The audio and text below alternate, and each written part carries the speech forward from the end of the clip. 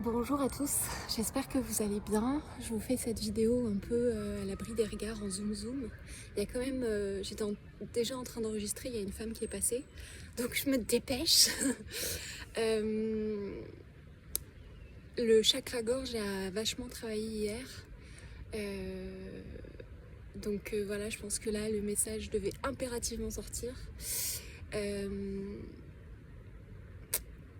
Il y a plus tabou que le sexe, que l'argent, que les vices. C'est l'expression de la joie du moment présent. Si toi aussi petit enfant, t'as été tapé, roué de coups dans les moments où tu voulais affirmer ton individualité, ta joie, si on t'a fait culpabiliser à chaque fois que tu voulais t'exprimer, parce que les autres à côté n'étaient pas capables d'exprimer leur propre joie, si comme moi, on a essayé de t'étrangler sous la douche ou dans le bain parce qu'on voulait te faire taire, si on a essayé de t'étrangler tout court, dans les moments aussi où on voulait te faire taire, si comme moi, on te tapait sur les doigts dans les moments où tu voulais jouer du piano ou faire un truc qui te plaisait. Bref, si comme moi, on a tout fait pour pas que tu exprimes en fait la joie que tu pouvais ressentir dans le moment présent en compagnie de ta famille ou de tes proches.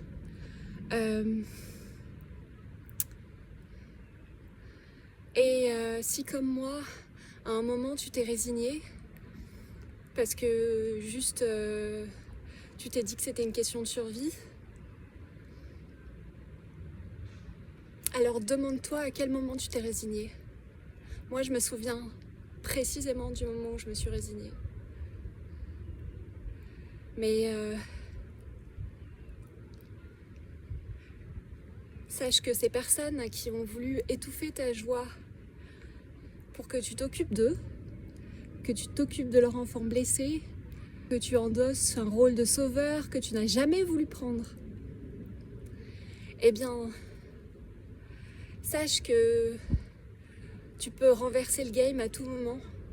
Tu peux tout faire pour te battre et récupérer ta joie. C'est possible.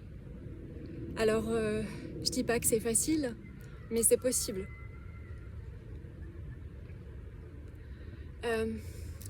Toutes les fois où tu chantes sous la douche, t'as gagné. Toutes les fois où tu t'émerveilles devant ton animal de compagnie, t'as gagné. Toutes les fois où tu vois la beauté d'une fleur et son parfum, t'as gagné. Toutes les fois où tu scrutes le ciel et que tu le trouves magnifique, t'as gagné. Dieu ne nous demande pas de faire comme si ça n'existait pas, et pourtant c'est ce qu'on fait. On se résigne, on accepte d'être tolérant face à l'intolérable. Mais c'est pas ce qu'on nous demande. On nous demande de défendre notre trésor intérieur, cette joie, ce truc magique. On nous demande de n'avoir aucune tolérance face aux personnes qui essayent d'étouffer ça. On nous demande de nous défendre, de protéger notre temple intérieur. C'est ce qu'on nous demande. J'ai compris quelque chose ce matin. Les gens qui font ça, les gens qui étouffent ta joie, moi c'est ce qui s'est passé toute ma vie. Toute ma vie, j'ai essayé de construire à partir de ça. Et à chaque fois que j'essayais de construire, il y avait quelqu'un pour taper, pour empêcher, pour dévaloriser. Mais c'est pas sans raison. Ce que j'ai compris, c'est que déjà, il n'y a pas de tolérance à avoir par rapport à ça. Et c'est pas moi qui le dis, c'est Victor Hugo. Celui qui défend la justice, sa justice intérieure devient sacrée, devient honorée. Donc c'est quelque part ce qu'on nous demande. Et la deuxième chose, c'est que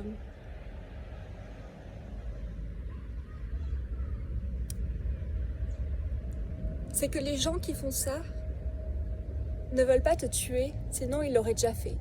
Ils te maintiennent des fois à la limite du supportable, mais ils ne te tuent pas. Peut-être même qu'ils t'aiment vraiment, comme ils le prétendent. En réalité, je suis intimement convaincue qu'ils croient que quand on est dans sa joie et quand on l'exprime, on est dans quelque chose de divin, de sacré, ils le ressentent. Et ça leur est insupportable en fait. Pourquoi ? Parce qu'ils croient encore que si on incarne le divin, on incarne Dieu, on incarne une partie de lui, on incarne la joie du moment présent, alors on ne peut pas aussi faire partie de ses semblables, être incarné sur cette terre, être dans la matière. Ils ont encore une conception de la terre et du ciel complètement séparée. Or, la terre s'étend au ciel et le divin est partout. Mais il y a un tel sentiment d'appartenance que ça leur est insupportable.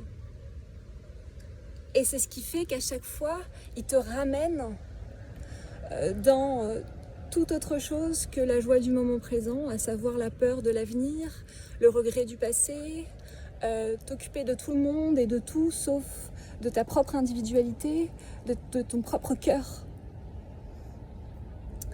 Et je suis presque convaincue qu'ils ne veulent pas que tu disparaisses. Ils veulent entretenir ce sentiment d'appartenance parce qu'ils tiennent justement à toi. Ils sont incapables de reconnaître Dieu en eux-mêmes. En tout cas, pour eux, ce n'est pas possible. Voilà pourquoi je crois qu'il faut continuer de se battre pour protéger cette joie et essayer de la développer. Alors, je te repose la question, à quel moment tu t'es résigné? Et je te redis, il n'est pas trop tard. Et je me le dis aussi à moi-même. Je te souhaite une bonne journée, à bientôt.